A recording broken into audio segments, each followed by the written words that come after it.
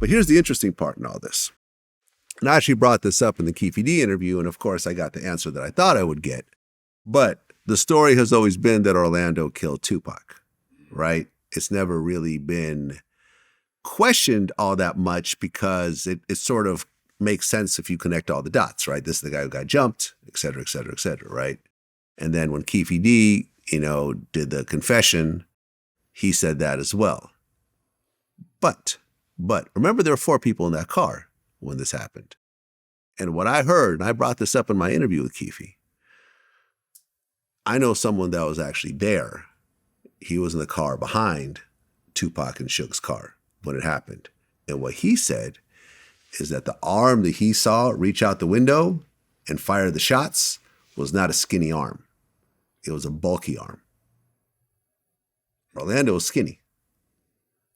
Other people in that car were hefty and big. And when I brought that up, Keefe was like, well, I don't know. Well, I was in the passenger seat. No way, I'm not saying it's you. I'm saying that there's 4 people in the car, but they said it wasn't a skinny arm that stuck his hand out the window. Who the witness? Can't say. Okay. They lying? Was they there? Yes. They were there. Okay. Only witness it was Suge Knight and, me. Only 2 persons left. Of course, he's not going to say it was him. But there is a chance, and we'll probably never find this out, but there is, because everyone else in that car except for Keefe is dead right now, right? Yeah. There is a reasonable chance that Orlando wasn't the shooter, but he took credit for the shooting. See what I'm saying? Yeah. There is that chance. Okay. And it's interesting how people will run with, like for example, like I was supposed to do an interview with Gucci Mane, right? And, there's this famous story about how he killed this one dude, Pookie Loc, and it was a home invasion that he was set up by a stripper. Yeah. And he killed this dude who ultimately died, in the forest nearby, in the woods. And Gucci's got the teardrop tattoos and everything else like that. But recently on No Jumper, this guy who was Gucci's like right-hand man came forward and essentially said that he was the shooter.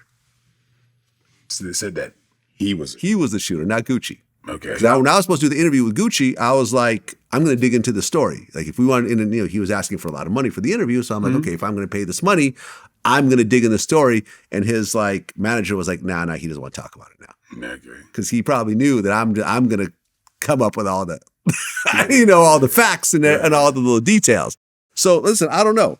To me, I don't think Gucci was the shooter, but it's funny to me how a person, but he's got the teardrop tattoos on his face and he raps about it. He has this famous line, he said, go dig your partner up, bet you won't say shit, and so forth. So it's interesting how people will run with this tough guy gangster image for it sometimes not to even be true.